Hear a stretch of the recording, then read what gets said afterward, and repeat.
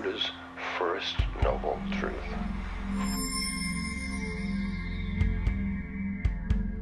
There is suffering. There is suffering. There is suffering. The question is why is there poverty and suffering in the world? Because there's a world. And in this world, as far as we can tell from scientific information, we've evolved from lower forms of species, and our ancestors had a hard time dealing with the new level of human consciousness that was added on to the sense experience of the reptiles and the feeling level of experience that mammalian life, that is animals, enjoy. So humans arrived with little by little at a brain that has to deal with animal instincts and sense information in a world where there's all kinds of changes in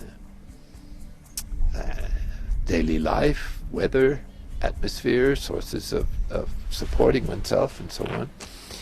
So it's the nature of things that sometimes it's hard to find what you need for a living, and this leads to competition, and sometimes it led to battles of one kind or another as people develop from families into villages and into communities, into city-states and into nations, and now into the global culture. And so poverty is a situation that the community as a whole has to deal with, and to try to provide an equitable distribution of goods.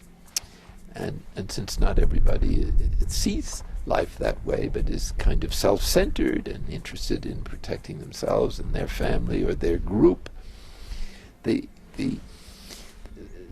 compassion or the advanced kind of consciousness that sees the human family with a certain oneness, and that sees your suffering as my suffering and your virtues as my virtues. In other words, the oneness of the human family, which is obvious from science now.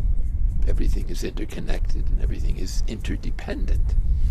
But the revelation of the world's religion also point to this, but it hasn't seeped down from the great mystical teachers or contemplatives of the past to the general population.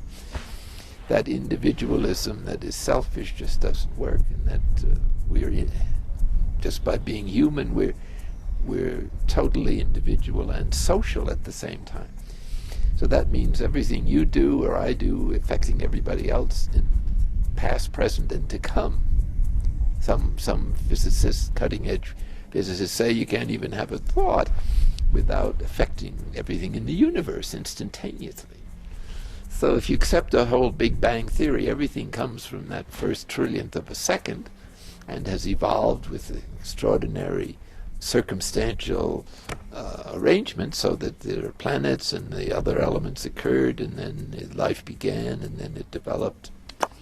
And so here we are, the inheritors of the whole of creation, so to speak, the whole of evolution at least, with an intelligence that's somewhat impaired by the fact that we have come to this place largely through competition, violence, selfishness.